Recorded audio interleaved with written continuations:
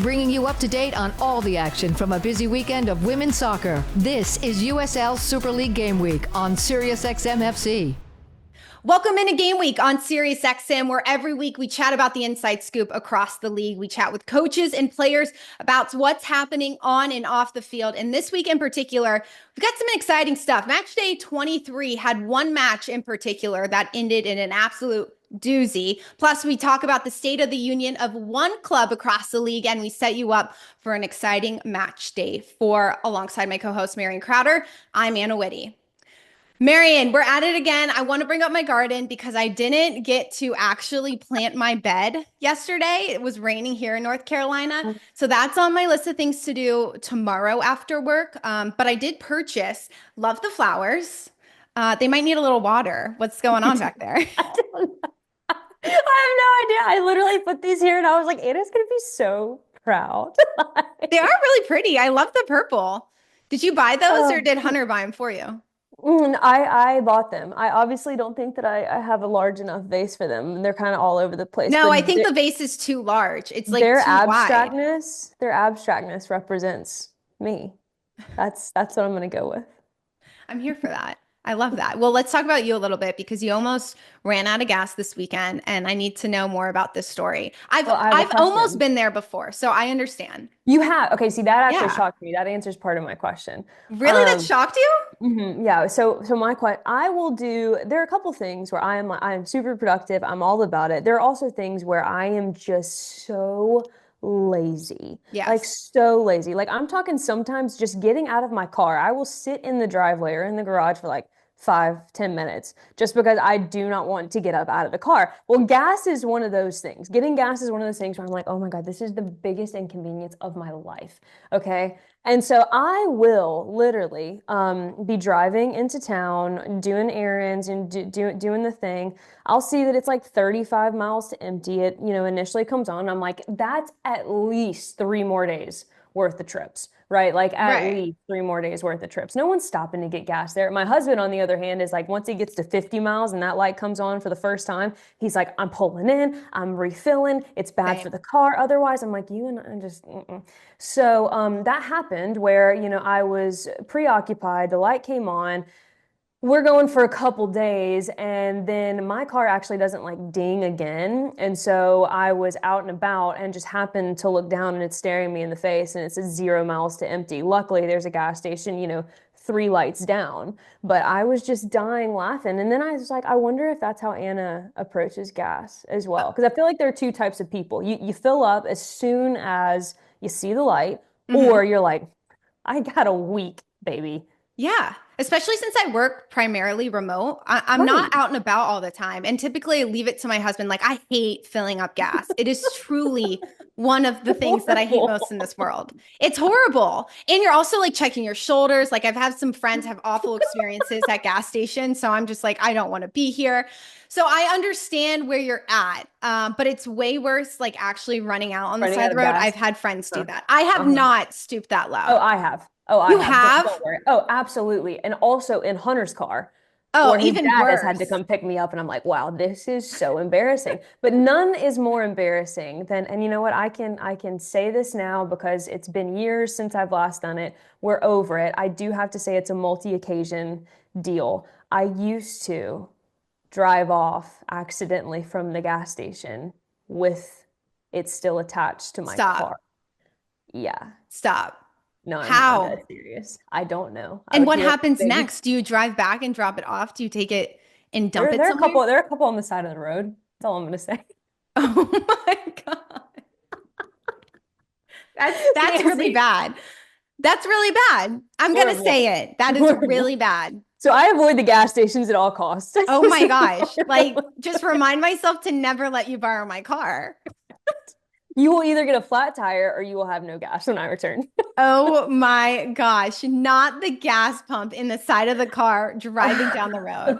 I need like footage of this if this ever happens again. I'm going to be putting it on the show. Watch for YouTube. We're past it, but it did happen two or three times in my lifespan. Like this is not like a one-time thing. Oh my gosh, I love that. That is amazing. Okay, well, if I ever do the same thing, I'll let you know. I'll be honest on the show. I love this honesty back and forth. I'm But very I'm not curious. really planning on going anywhere in today. So I honestly should fill up my gas tank. That is like a reminder of myself now. Noted. Okay, let's dive into this match between Dallas and Brooklyn because five Oh, different goal scorers in a 6-0 win over Brooklyn this weekend. Dallas absolutely lights out. It was a brace from Ali Thorin, and Brooklyn had only conceded 9 goals before this match against mm. Dallas. So, what about this Dallas's offense, Marion, really worked so well this past weekend? Well, I think that, for you and I, who were kind of aware of the moving pieces, and we knew several of these players in prior lives, right? We saw Yeah. the potential here. You and I have been talking about that multiple times on this show.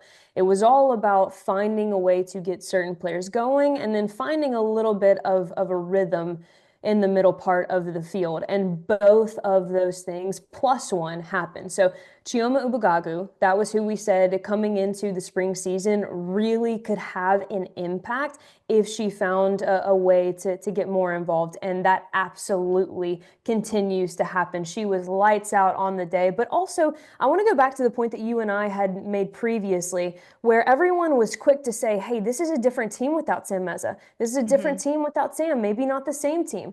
And while that's true, they are a different team. And while you and I both know the impact that Sam can have in a game, it takes time, especially for the midfield 3 or 4, to figure each other out and to find their footing because Sam and Lexi aren't like for like. And finally, we saw them be on the exact same page, and you saw what it could look like. I thought the midfield battle was absolutely excellent, but I also thought that the veteran leadership of Amber Brooks shined very brightly. Whatever the correct verbiage is for that, I'll check grammar in a second. But we knew that this was going to be a game that they were hyped up internally, and that absolutely happened. So kudos to the leadership there. And the last kind of plus I'll add is that this Dallas team has been asking for some more speed up top, a little bit more of a vertical threat. And Cam Lancaster was brilliant. First Yeah. start, first goal. She brings more speed to that front line that desperately needed it. And to me, she mirrors Amber Brooks's grit on the defensive side of the ball. She brings that now to this attacking group. So I think that this is the Dallas team we have all been waiting to see.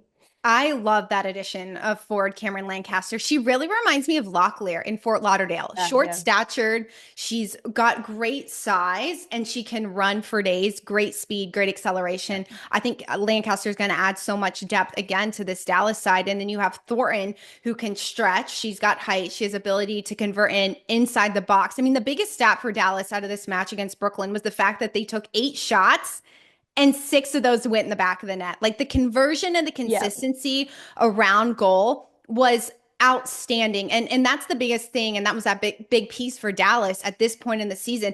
They had only scored a goal in their last 2 games, but now they're finding their consistency when it comes to operating around the face of the goal. So there's no miss of Sam Meza at this point in the season for Dallas, and I think things will continue to go up for this Trinity side. Lexi Missimo obviously adds a lot of depth as well, Yep. and to your point, Amber Brooks continues to be a big leader for this team. So I'm excited to see what Dallas continues to do with some of these key pieces in and around the area. Another player in particular who had a really nice weekend was Spokane's forward Allie Cook. Her first start, her first goal. It was a loss for Spokane to Carolina 2-1. However, really exciting pieces. I think this is where Spokane can start to build where they are at this point in the season. It was an 85th minute goal off of a PK that Allie Cook actually drew inside the area. But how will Cook continue to add to this Spokane attack? Man, she adds so much, right? If you look at Spokane, and I'm going to go out on a limb and say that potentially the goalkeeping change for Carolina was because of Spokane's ability to serve dangerous vertical balls in. What Spokane in the fall was missing was someone to time and to finish those balls. Allie Cook can do that. She is lethal in front of goal. She also has impeccable timing, and it's ultimately what drew that penalty kick. It's her effort, it's her last stitch kind of ability to get the final touch on the ball. She is very large in stature, and I mean that in terms of being a 9, being able to hold up play, but that also gives you verticality. And so it's no use to be able to serve all of these great balls into the mix like Spokane is often able to do from the flank and have no one there to finish. And so not only can Allie Cook provide you a little bit more hold up play, but as you can see, she can be very lethal inside the 18-yard box and inside the 6. And yeah, you draw a pin, but you still have to take it. And it was a very clean taken penalty kick. I am excited for this edition and for Spokane moving forward. Great PK shot. I'm glad you touched on that because I haven't seen like that much confidence from a PK shot in a long time. So really cool to see Cook get that first goal, and hopefully for Cook, that'll give her some more confidence and swagger going forward within this league. But you also look at Amina Ekic. I mean, Ekic is that player who she wants to provide those crosses. And before, Spokane didn't have that 9 or even 10 to convert on those types of balls. So having a Cook really adds to that depth for Spokane. A lot to get to. And up next, we're going to talk about the State of the Union in DC because we think there's a lot of potential for this team in the spring. Don't go anywhere. This is Game Week on SiriusXM. Bringing you up to date on all the action from a busy weekend of women's soccer. This is USL Super League Game Week on SiriusXM FC. Welcome back to Game Week on SiriusXM. We're going to dive into the State of the Union in DC because there's a lot of excitement headed into the spring for DC Power after what was a lackluster start to the season. 7 goals in the first 14 matches for DC. Right now, the Power are last in the standing. However, there are some new additions on all 3 lines that have given DC this positive movement in their first couple of matches. So, Marion, 4 goals in 2 games for DC Power. What's been the biggest game changer for the Power in the spring? Good question. I think the biggest game changer has been twofold. And I think it starts with, first and foremost, the identity that we're seeing of this group come the spring season. And that starts with Phil Nana's ability to inject confidence into this group. I think that is very, very easy to tell when they take the field in the spring versus when they took the field in the fall. But I think you have to look at how we get here too, and how DC has gotten themselves to this point. And really, there's always been one pain point for them, right? And that's the conversion rate. Right now, they're still the lowest in the league at just 8%. That is not good enough no matter how many talented players that you have. So we've uncovered why they're at the bottom of the table. I think most people are going to ask, or many DC Power fans are going to ask, is there a possibility this season? I'm not going to say there's not, but I think we need to realistically point out you're sitting at 14 points right now. You need to probably get to about 40, right? That's getting to make the playoffs. To get to the playoffs. That's getting wins in your last 9 out of the 12 at least. That's probably getting results. If we're really being honest, that's probably getting results in 12 of your last 12 matches. That being said, though, the reason this DC Power team excites me, and I love the way you titled this, because I think if you look at them right now, you're wondering, what is the state? Do we need a fresh slate? Do we need a complete wash? Are we doing things right? Right? There are so many questions, but I would argue that you are one of the closest teams to seeing a breakthrough. And that is not only the most frustrating place to be probably as a fan, but it is, I know for a fact, the most frustrating place to be as a player and as a manager, because you're asking your players to continually trust in what they're doing, believe in the players around them for results that you haven't quite seen yet. But when I tell you that they are moving in such an incredible direction, you look at a couple things, right? You look at general performances, and that's been there. Improvement in the performances have been there. You mentioned more goals already in their spring season, probably than close to what they scored in the fall. But you also look at what you have per line. So defensively, midfield-wise, forward-wise, what is the team presenting? And when you look at this team and you just break them down positionally, Emily Colton, we told you she was going to be key. We have seen her be extremely creative out wide, and it's looked really good. Gianna Gorley, an instinctive, skillful 9, and she added some speed that I wasn't sure that she was going to do. Jennifer Cujo, right? You look centrally. That's your leader. You look at Katie Duong, she's your playmaker. She's got the vision. Claire Constant, you have a stellar center back. Susanna Fitch, you have the veteran leadership on the back line. And then you ask about the depth. Well, Myra Conti, Loza Abera, right? We saw Myra Conti play very well in the last match against Lexington, and Loza Abera comes in and gets a late goal on the match. And so you see everything on paper, and I promise you, you're leading in the right direction. But what I think, and Anna, you make such a good point about, is that we've now seen that they have an identity, right? We've now seen that they're playing with more confidence. I think right now for them, they're still in a trial and error period of what works in terms of player connection. Right. And perhaps it's taking them a little bit longer because they do have the most international players out of everyone. And if there's anything that you and I have learned from this show, it's that culture directly influences your ability to play, right? You hear about the differences in Europe. You hear about the differences at the NWSL. You hear about all these differences and all these players coming from different backgrounds. That's a lot to have to manage. And we have been so impressed with some of these teams and their ability to get on the same page so quickly. That's just not the case right now for DC. But we're seeing steps and steps and steps towards that progress. So if I have to say the state of DC power, please don't panic. This may not be your year, if we're being honest. But I do hope, I have no idea what they're going to do with Phil Nana, but I think that his impact has been seen throughout these last performances. And I really do think that this group, once they figure out the player connection, can play with just about anybody. An interim head coach, Phil Nana, said that he hasn't changed too much of what Fred Briant came in and tried to do with this, because Nana actually came to be a part of this DC Power Club because he was learning from Frederick Briant. So there weren't too many changes except a few tactical changes that just nuanced in between certain matches. But you look at the XG for DC in their match this past week where they lost to Lexington, it was 1.76. That's really good creating in the attack for DC. And when you build with a team that has so many internationals and new pieces, and you bring in Emily Colton halfway through the season, who's just starting that nice partnership with Katie Duong, it'll get there. And even former head coach Frederick Briant said himself, like, we're building for the future. We want to create a culture that is sustainable. And I think that's consistent across the Super League. And I would say even on the show, right? Like, this is a brand new league. We want to start something really good. And sometimes that just takes working with things. Things work, certain things don't work, and that's okay. I think when you're a club that's building for the future and not immediate success in the first ever club season, you're doing everything right. And let's take a look real quick at the next 4 matches for DC. Okay. They traveled to Spokane, play against Brooklyn, they play against Dallas, and then they play against Carolina. Carolina's a match where I feel like they'll have some confidence, especially since they got 3 goals against Carolina the last time they played them.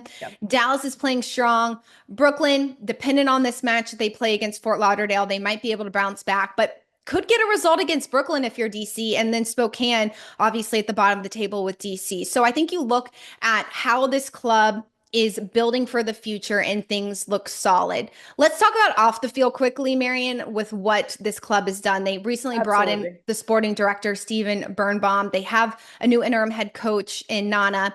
Why does this, what have you seen this being able to make sure that certain pieces are in place? They're bringing in new ownership pieces. How does that help the product on the field? I think anytime you feel support from your front office, from your management organization, from the community, all of those things go into play with how you approach the game on the pitch. And so, you and I have talked, and obviously no one knows if Audi Field is going to end up being their home away from, or their actual home in the future. We'll have to see about that. But one thing that you and I, Anna, know for a fact is that market is primed for women's soccer. So we know that the support for the community is there and is going to continue to be there. Now we're seeing the management structure, right? We're seeing the investment that this group is making to make sure that it's something that's sustainable for the future, to make sure that it's a culture and a legacy that lines up with what DC soccer is. And so I think it's only going to continue to help. I think not only, I'm glad you bring that up, not only are we seeing massive improvements from them on the pitch, but we're also seeing big time business things from them off of it. Yeah. And especially if you are a Super League team in a similar market as the Washington Spirit NWSL and what Oh. Michelle King has been able to do with the NWSL and the Washington Spirit, you're put in a position where you don't have to compete. We've talked about that between NWSL and Super League, but you still have to make an impact in that sport market. And the president and Jordan Stewart has been very vocal on social media. I think he's done a really good job here in the early stages of Super Same. League, just trying to build that momentum with this club. So excited about these individual pieces, what Nana has been able to do, and what these pieces have been able to do with these new coaches. A lot of shift happening across their club. Don't give up on them, fans. That's what we're trying No, to say. Please do not. This team is only getting better. The org is only getting better. I really am excited for everything to come. And ultimately, you mentioned it. Let's just see how they can respond. You yeah. know, sometimes there's nothing better than playing spoiler down the stretch. Right? Like when you're playing for with like nothing to lose, it sometimes is Exactly. like the best type of Exactly. place to play from. So yeah, no, really excited for the future of DC Power. The State of the Union is okay, everyone. We're doing good. Okay, well, we've got a full slate of games in the Super League, so don't go anywhere. We're going to break down them all. This is Game Week on SiriusXM. Bringing you up to date on all the action from a busy weekend of women's soccer. This is USL Super League Game Week on SiriusXM FC. Welcome back to Game Week on SiriusXM. It is just days away from match day 24 in the Super League, and we've got a full slate of games for you this weekend on Peacock. It starts with DC Power at Spokane Saturday at 5 p.m. Eastern. Dallas will go to Lexington Saturday at 7:30 Eastern, and Carolina will travel to Tampa Bay Saturday at 7:30 Eastern. The one game we've got circled on our calendars this week is Fort Lauderdale at Brooklyn Saturday at 6 o'clock. You can catch all these games on Peacock, but for Fort Lauderdale in particular, they're red hot. Fort Lauderdale is the team that everybody is gunning for because they've got their forward and Addie McCain, who is still the Golden Boot leader with 9 goals on the season. For Jasmine Hamid has scored a goal in all 4 spring matches for United. And the depth chart, arguably in the midfield, is the best in the league right now. So when you look at what Jasmine Hamid has been able to do in these spring matches, what can she learn from in that Dallas Brooklyn tape that sets herself up well to keep scoring this upcoming weekend?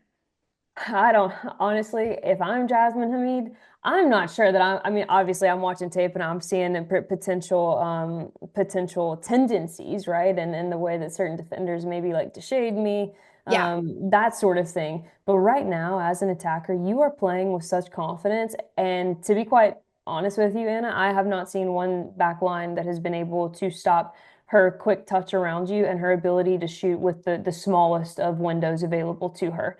I think until a team can do that, if I'm Jasmine Hamid, I'm learning the tendencies, but I'm not changing a thing that I'm doing. I think, again, the hard part, and we kind of touched on this in the fall a couple of times when we really started to see just how dangerous Gordon and Hamid were on the flanks, and that the game plan was very straightforward. Get our wingers the ball, get them isolated in 1v1 Yes. scenarios. We saw that the teams that were successful against Fort Lauderdale were often the teams that denied that service, right? Deny it from even getting to the playmakers in the first place, because once it's there, oh boy, you better hold your breath. And so I think that that is perhaps going to be more of Dallas's strategy. That would be mine if I was head coach Pauline McDonald. But when you look at Jasmine Hamid, Addie McCain, and Locklear, right? They've contributed in 12 of the team's last 13 goals. Yeah, crazy. So as much, I mean, because I am on the Jasmine Hamid train, I have been, I very well deserved Player of the Month awards, but she's also got some really dynamic players around her, and we're seeing Addie McCain grow extremely well into that 10 role. Yes. So I think that if you look at these 3 in general, I don't really know who you stop, but. Yeah, right. I think you gotta kind of pick which one you want to stop and then make decisions based on that. You bring up McCain, and I want to ask you Yeah. this because McCain has dropped into a 10 role with the addition of Locklear, where McCain, that's her natural role, is in the 10. Yeah. In the fall, it was more of Felicia Knox setting up the Hamids out wide to get those crosses inside. But now it seems like McCain is the one who's driving more of this attack rather than the six. How have you seen Fort Lauderdale's attack evolve with McCain playing in a deeper line And it forces the center backs to make a decision. of the And that's what I opponent? think sometimes that we were missing from Fort Lauderdale's attack. It was a little too predictable with Addie McCain's ability to play a 10, but she also can sometimes act as a false nine. So she can almost trick the center backs to thinking that that's their man mark. She floats, she floats, she floats. And now all of a sudden she's found herself in a really nice pocket of space behind the other team's 6 and 8 and in front of the center backs. And now we have questions on the opposing side. Who is going to step? And oftentimes what we see is no one does step. Addie McCain, one of the things that makes her very, very good is that she plays on the half turn quite often. And so it takes one touch for her to get faced up, and now she's got an array of options. By the time the center back has decided to step, right now, most of the time you found isolation on the wide areas. And Addie McCain's quick burst of speed, she loses that center back in the dust 8 times out of 10 and finds herself right back open in the 18-yard box. So I feel like her ability to drift on and off the back line has really opened up not only the isolation out wide, but it's also opened up a lot of really nice spaces for the service where she has timed her runs extremely well so far this spring season. And McCain's time in that 9 role in the fall has really helped her game, even in that 10. To your Oh, point, yeah. like her ability to drift in and out of lines has just elevated McCain in so many Yeah. ways, in ways that we didn't even see her be able to do in the NWSL. So, yeah, really excited for Fort Lauderdale. But then you look at this Brooklyn side, who is coming off of a literally the worst loss of Super League Yeah. so far this season. Yeah. Dallas didn't even beat Lexington 6-0. Like Lexington still got 2 goals. So Brooklyn, they haven't seen a win since the start of the season, but the biggest positive for Brooklyn is they're still number 1 in the table. What should head coach Jess Silva address first in training this week? I'm laughing because it's obviously not a fun situation if you're Jess Silva, and it's not going to be fun film to watch if you're on the Brooklyn side. I assume it's going to be a very uncomfortable session. However, you bring up a good point because really at the end of the day, no harm, no foul, right? You're still number 1 Yeah. in the table. You also had chances in that match. It was, to me, this is a game that there are going to be some tactical nuances, but that is not because of what happened in Dallas. It's because they're playing a new opponent, right? So there are always going to be tactical nuances that change week to week. If I'm Jess Silva, and I laugh saying this because we know her standard, having her on this show, and training is going to be intense, right? I think film is going to be intense. But one thing about her is that she makes her standards known to her players very, very well and very, very often. She doesn't need to, no thrashing is needed. Every single player that played that game is embarrassed, right? They don't like that score line. They're all competitors. They all want to win. This to me needs something as simple as a response. To me, if I'm a manager, that's my message throughout the whole week. Look, you put yourself in a place where now you need to respond, and we need to see who you are as a group. And yeah, you go through the film, you say, here's where we could have been better, here's where we could have been better. But you have, and you set the expectation that the decision has to be in the locker room. Right. We And can this is only arm you with so much. And this is a Brooklyn side who we've heard from midfielder Mackenzie Pluck. They love each other. They love hanging Oh, out yeah. together. But they have this attack that's a little bit different from the fall, Marion, because forward Isabel Cox retired in between the fall and the spring. Have you seen Brooklyn have to make adjustments because Cox is no longer on the field? Not necessarily. I Okay. think really the surprising part of Dallas's matchup was Sam Kroger had a very rare poor match. Yeah, that's Um, true. and I think oftentimes she does so much for this team that goes unnoticed that when she finally does have perhaps a match not up to her standards, I'm not going to say that that's the reason for the 6-0 thrashing. It's absolutely not. But I No. do think that's a reason that they struggled to get a whole lot going. I believe that this Brooklyn team doesn't need to make any changes. I believe that they put in a position where now their character is tested and we're going to see what it's made of. And oftentimes, as a head coach, while yes, you have to address the team, there is a part of you that sits back and say, we needed this to happen. We needed this to happen because we need to be able to put ourselves in an uncomfortable situation and see how we respond. And that's where they're at now. So I'm not worried about Brooklyn. I obviously am expecting a response against Fort Lauderdale, and what a match to have to respond with. So I think that is going to be one that everybody needs to tune into this weekend. Yeah, it'll be interesting to see the conversation we have next week about Brooklyn, because this is a match where it is literally number 1 and number 2 going up against each other.